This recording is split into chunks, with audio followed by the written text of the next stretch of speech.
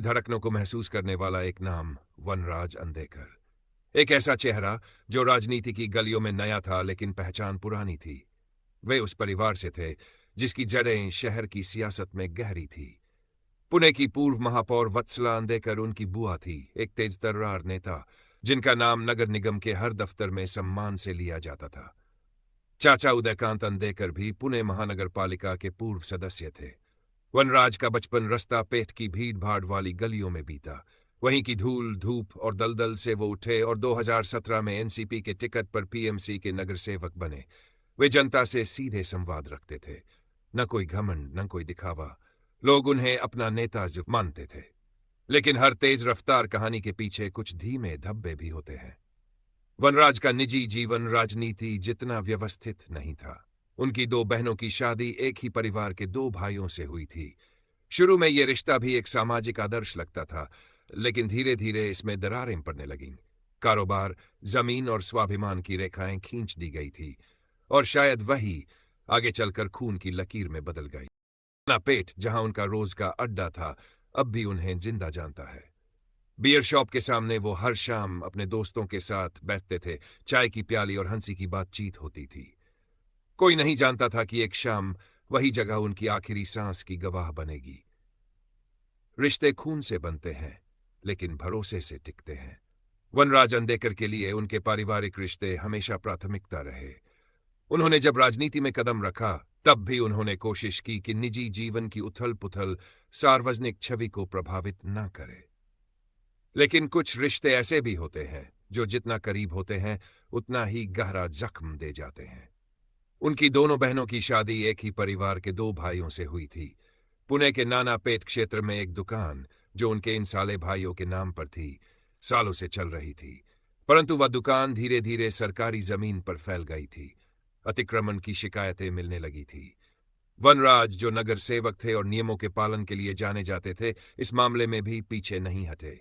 उन्होंने पुणे महानगर पालिका के अधिकारियों को निर्देश दिए कि जो भी अवैध निर्माण है उस पर कार्रवाई होनी चाहिए, चाहे वह किसी का भी हो। 2 दिन पहले ही पीएमसी की टीम नानापेट पहुंची थी। बुलडोजर चला, दुकान का हिस्सा गिराया गया।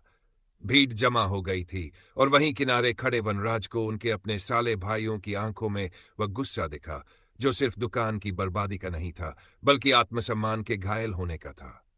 उनमें से एक ने तब कहा भी था, अपनों से ऐसी उम्मीद नहीं थी वनराज, देख लेंगे हम आपको।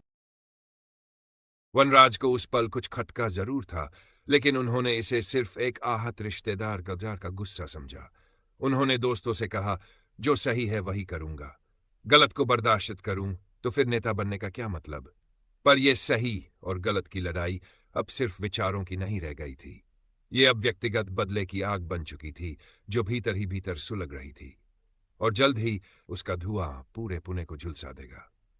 रविवार की शाम पुणे के नानापेट क्षेत्र में हमेशा की तरह हलचल से भरी थी।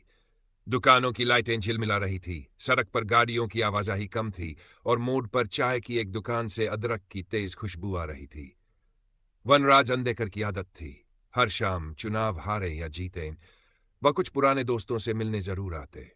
ये कोई राजनीतिक बैठक नहीं होती थी, बस एक ठंडी बियर की बोतल, कुछ नमकीन मूंगफली और दिल से निकली बातें।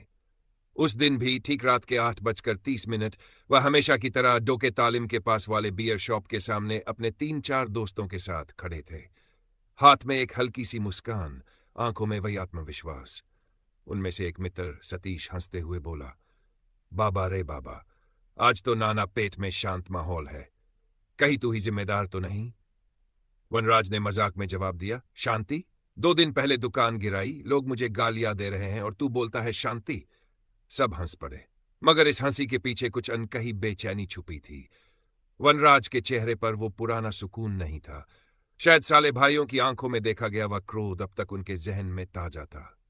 तभी बियर शॉप के सामने से 2 लोग एक बाइक पर निकले। उन्होंने धीमे से वनराज को देखा, सिर झुकाया, फिर आगे निकल गए। सतीश ने गौर किया, बोला, वो जो अभी निकले, पहचान में तो लगते हैं।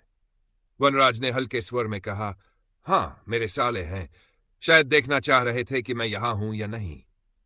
कुछ ही मिनटों में शहर की लाइट चली गई, सड़क पर अंधेरा पसर गया। आसपास के दुकानदारों ने अपने शटर धीरे धीरे नीचे खींचने शुरू कर दिए।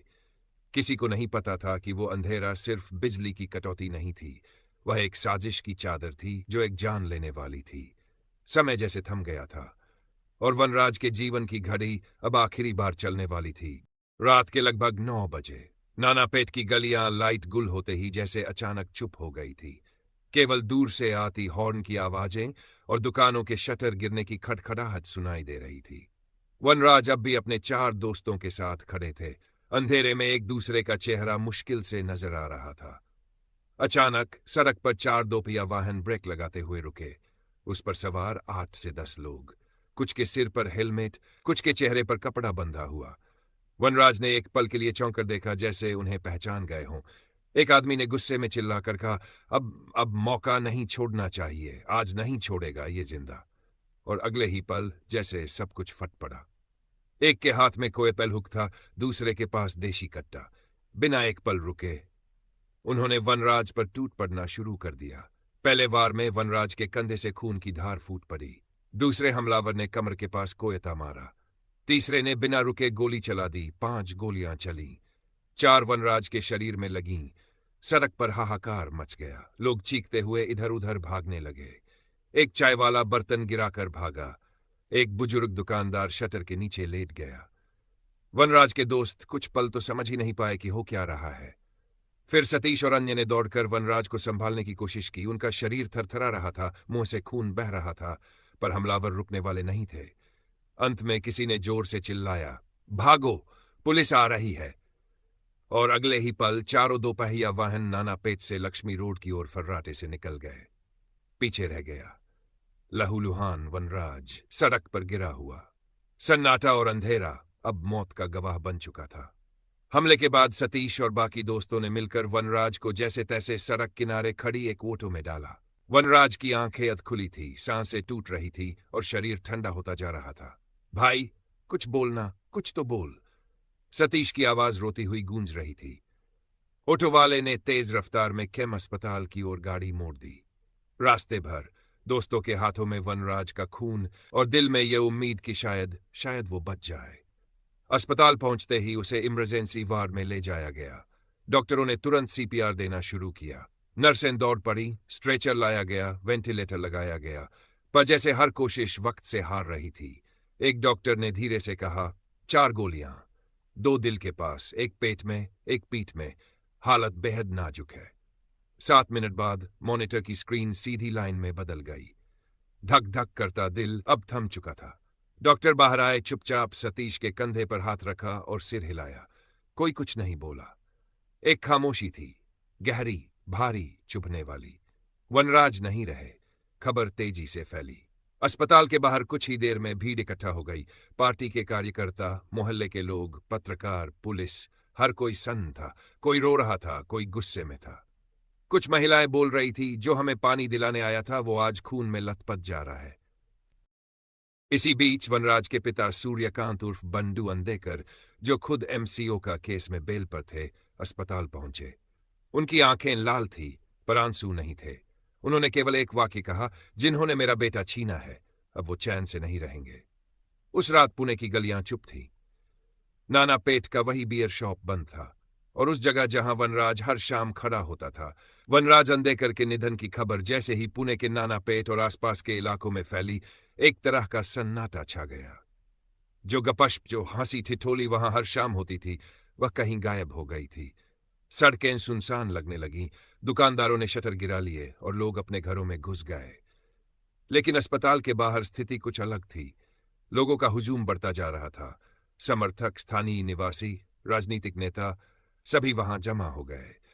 हर किसी के चेहरे पर गम, गुस्सा और अनिश्चय की छाया थी। पुलिस ने भी कड़ी सुरक्षा की व्यवस्था की। डीसीपी संदीप सिन्हा गिल सहित कई वरिष्ठ अधिकारी मौके पर पहुंचे। उन्होंने अस्पताल के बाहर भारी बंदोबस्त लगाया ताकि किसी भी अप्रिय घटना से बचा जा सके। भीड़ में से एक महिला आंसू पोंछते हुए बोली, वनराज हमारे बीच नहीं रहा, लेकिन हमें न्याय चाहिए, हम चुप नहीं रहेंगे। इधर सोशल मीडिया पर भी खबर तेजी से फैल रही थी। लोग न्याय की मांग कर रहे थे और घटना के पीछे छुपे राजनीतिक व पारिवारिक कारणों को लेकर बहस छिड़ गई थी। कईयों ने सवाल उठाए कि क्या प्रशासन और पुलिस समय रहते सुरक्षा नहीं दे पाई। उस रात नानापेट की गलियों में खामोशी के बीच कहीं कहीं छोटे समूह में चर्चा और गुस्से के स्वर सुनाई दे रहे थे। कुछ युवा ये सोच रहे थे कि क्या वनराज के खिलाफ जो बदला लिया गया वह सही था या नहीं, पर एक बात सब मान रहे थे, ये घटना पुणे की राजनीति के लिए एक काला धब्बा है। तानाशाह की मौत से अक्सर माहौल गर्म हो जाता है और शहर में किसी भी अप्रिय स्थिति से बचने के लिए प्रशासन ने अलर्ट जारी कर दिया। वनराज की हत्या के बाद पुणे पुलिस ने मामले की गंभीरता को समझते हुए तुरंत जांच शुरू कर दी। स्थानीय पुलिस के साथ ही क्राइम ब्रांच की टीम भी सक्रिय हो गई। सबसे पहले पुलिस ने घटनास्थल के आसपास लगे सीसीटीवी कैमरों की फुटेज खंगालनी शुरू की। फुटेज में साफ दिख रहा था कि 4 दोपहिया वाहनों पर सवार लगभग 8 से 10 लोग नानापेट में पहुंचते हैं। उनमें से 2 की पहचान वनराज के साले भाइयों के तौर पर की गई, जो उसी इलाके की अवैध दुकान पर पीएमसी की कार्रवाई के बाद उनसे नाराज चल रहे थे। फुटेज में हमलावरों के चेहरे कुछ हद तक छुपे हुए थे। समाज में भी जागरूकता आई। लोग अब व्यक्तिगत दुश्मनी को राजनीति से अलग करने की बात करने लगे। समाज ने यह समझा कि बदलाव तभी संभव है जब सब मिलकर सही रास्ता चुने। अंततः यह कहानी एक अधूरी सी शुरुआत थी, जहां न केवल एक व्यक्ति की हत्या हुई, बल्कि एक परिवार, एक समाज और एक पूरे शहर की लड़ाई न्याय के लिए शुरू हुई।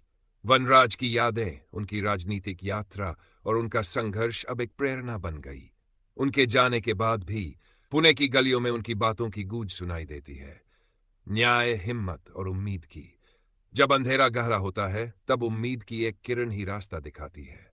वनराज अंदेकर की दुखद हत्या ने हमें सिखाया कि जिंदगी में चाहे कितनी भी मुश्किलें आए, न्याय और सच्चाई की लड़ाई कभी खत्म नहीं होनी चाहिए। हर घाव, हर चोट और हर आहत के बाद भी इंसान की हिम्मत और इरादा उसे आगे बढ़ाता है।